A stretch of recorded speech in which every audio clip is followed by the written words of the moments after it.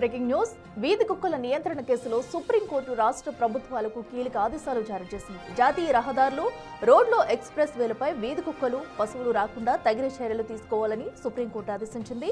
Public ఏరియాలో వీధి కుక్కలు తిరగకుండా తగిన చర్యలు తీసుకోవాలని, వాటి నిర్వహణపై అమికస్ క్యూరీ నివేదికను అమలు చేయాలని ఆదేశించింది. ఈ విషయంలో అన్ని రాష్ట్ర ప్రభుత్వాలు ప్రత్యేక డ్రైవ్ చేపట్టాలని సుప్రీంకోర్టు తెలిపింది. పాఠశాలలు, బస్టాండ్, రైల్వే స్టేషన్, ఆసుపత్రులలోకి వీధి కుక్కలు రాకుండా తగిన ఫెన్సింగ్ ఏర్పాటు చేయాలని ధర్మాసనం తెలిపింది.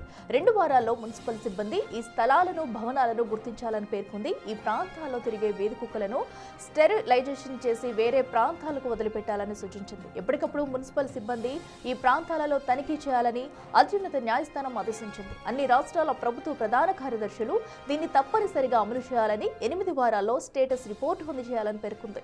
ఈ నివేదిక అమలుపై అఫిడవిట్ దాఖలు చేయాలని, లేదంటే తీవ్ర పరిణామాలు తప్పవని సుప్రీం ధర్మాసనం హెచ్చరించింది.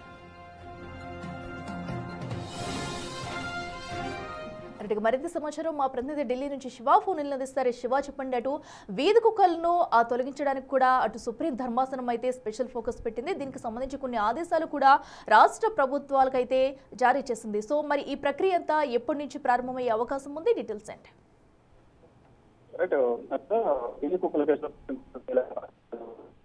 జాతీయ రహదారులు, రోడ్లు, ఎక్స్ప్రెస్ వేలపై వీధి కుక్కలు, పశువులు రాకుండా తగిన చర్యలు తీసుకోవాలంటూ కూడా సుప్రీంకోర్టు ఆదేశాలు జారీ చేసింది. దీనికోసం అన్ని రాష్ట్ర ప్రభుత్వాలకు సంబంధించి ప్రత్యేక డ్రైవ్ చేపట్టాలంటూ కూడా అన్ని రాష్ట్రాల ప్రభుత్వాలను ఆదేశాలు జారీ చేసింది సుప్రీం ధర్మాసనం. ఇక దీనికి సంబంధించి ఏ విధంగా అమలు చేస్తున్నారు ఏంటి అనేది కూడా 8 వారాల్లోగా స్టేటస్ రిపోర్ట్ కూడా అందజేయాలనేది కూడా సుప్రీం ధర్మాసనం ఆయా రాష్ట్ర ప్రభుత్వాలకు ఆదేశాలు జారీ చేసింది. మరి ముఖ్యంగా పాఠశాలలు, బస్టాండ్లు, రైల్వే స్టేషన్లు, ఆసుపత్రుల్లోకి వీధి కుక్కలు అనేవి రాకుండా 8 వారాల్లోగా తగిన ఫెన్సింగ్ కూడా ఏర్పాటు చేయాలంటూ కూడా సూచించింది. మరోవైపు ఈ మున్సిపల్ సిబ్బంది కూడా 2 వారాల్లో ఈ స్థలాలను, భవనాలను అన్నింటినీ కూడా గుర్తించాలని కూడా తెలియజేశారు.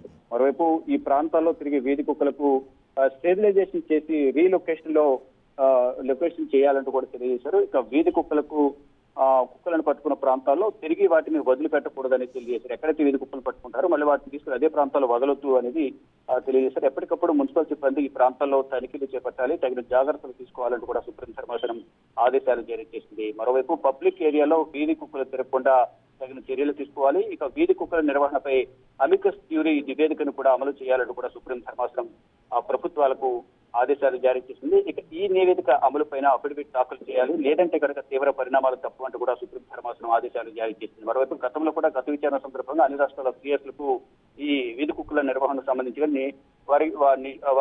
వీధి కుక్కలపై తీసుకున్న చర్యలకు సంబంధించి అఫిడవిట్ కూడా దాఖలు చేయాలంటూ కూడా గతంలో కూడా ఆదేశాలు జారీ చేసింది. కానీ కేవలం తెలంగాణ, 2-3 రాష్ట్రాల తప్ప ఎవరు కూడా అఫిడవిట్ దాఖలు చేయాలి. తర్వాత మిగతా రాష్ట్రాల నుంచి కూడా సీఎస్లకు నోటీసులు జారీ చేసిన నేపథ్యంలో వారందరూ కూడా విచారణకు సుప్రీం ధర్మాసనం ముందు హాజరయ్యారు. దానిలో భాగంగా ఏపీ అంటే ఆల్ఫాబెటికల్ ఆర్డర్ లో ముందుగా ఏపీ వచ్చిన నేపథ్యంలో ఏపీ సీఎస్ ను ప్రశ్నించింది. ఆయనపై ఆగ్రహం వ్యక్తం చేసింది. వీధి కుక్కలకు సంబంధించి అఫిడవిట్ దాఖలు చేయలేదంటూ కూడా ఆయనపై ఆగ్రహం వ్యక్తం చేసింది. ఆయనతో పాటు వివిధ రాష్ట్రాలకు సంబంధించిన సీఎలపై ఆగ్రహం వ్యక్తం చేస్తూ సీఎస్లపై తదుపరి విచారణ రోజుకు వాయిదా వేసింది. తర్వాత ఈ రోజు విచారణకు ఎవరు కూడా సీఎస్ కావాల్సిన అవసరం లేదు, కానీ తీసుకున్న చర్యలకు సంబంధించి మాత్రమే నివేదిక సమర్పించాలని ఆదేశాలు జారీ చేసిన నేపథ్యంలో ఈ రోజు అన్ని రాష్ట్రాలకు కూడా గైడ్ లైన్స్ అంటే ఆదేశాలు జారీ చేసింది. వీధి కుక్కలకు సంబంధించి ఎటువంటి జాగ్రత్తలు తీసుకోవాలి, ఎటువంటి ఇంప్లిమెంట్స్ చేయాలి, అంటే అమలుకు సంబంధించి ఏ రాష్ట్రాల్లో ఈ బస్టాండ్లు కానీ, రైల్వే స్టేషన్లు, ఆసుపత్రుల్లో, పాఠశాలలో వీధి కుక్కలకు సంబంధించి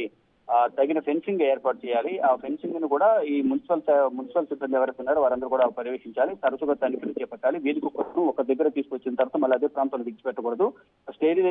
వీధి కుక్కలకు స్టెరిలైజేషన్ చేసి రీలొకేషన్ చేయాలనేది కూడా, అంటే అదే ప్రాంతాల్లో కూడా వేరే ప్రాంతాలు తీసుకుని విడిచిపెట్టాలనేది ప్రధానంగా సుప్రీం ధర్మాసనం ఆదేశాలు జారీ చేసింది. మరి ఒక 8 వారాల్లో దీనికి సంబంధించి ఏ విధంగా అమలు చేస్తున్నారని దానిపై మాత్రం నివేదిక సమర్పించారంటూ కూడా ఆదేశాలు జారీ చేస్తే మరి ఆయా రాష్ట్ర ప్రభుత్వాలు కానీ, సీఎస్లు కానీ ఎటువంటి చర్యలు తీసుకుంటున్నారనే దాని మాత్రం మరో 8 వారాల్లో అఫిడవిట్ దాఖలు చేయనున్నారు.